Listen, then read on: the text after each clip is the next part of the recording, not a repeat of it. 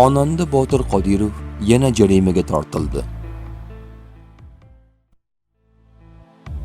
Abdusamadiy taxallusi bilan tanilgan shoir Shohrux Abduvohidov xonanda Botir Qodirov ustidan tegishli tartibda mualliflik haqini to'lamasdan she'rlarini qo'shiq qilgani uchun shikoyat qildi.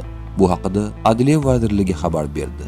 Qayd etilishicha, shoir Abduvohidovga tegishli Qizg'onaman, So'nggi nafasgacha, Sog'indim yomon hamda Dildora nomli she'rlari xonanda Botir Qodirov tomonidan huquq egasi ruxsatsiz hamda tegishli tartibda mualliflik haqini to'lamasdan foydalanganligi aniqlangan.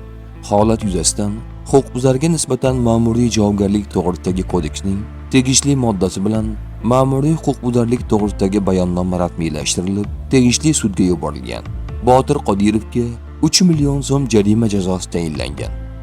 Eslatib o'tamiz. Avvalroq shoir Shamsiddin To'rayev xonanda Botir Qodirov ustidan tegishli tartibda mualliflik haqini to'lamasdan she'rlarini qo'shiq qilgani uchun Adliya vazirligiga shikoyat qilgan edi.